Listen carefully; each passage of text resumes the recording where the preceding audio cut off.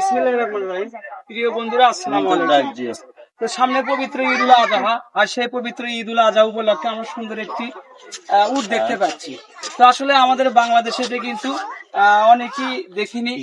এই উট দেখার জন্য গাবতলী উপজেলা নেপালতলী ইউনিয়ন সুমন ভাইয়ের বাড়িতে হাজারো লোকের কিন্তু ভিড় জমেছে। তো আলহামদুলিল্লাহ, আসলে এটা একটা শখের জিনিস বা হাউসের জিনিস।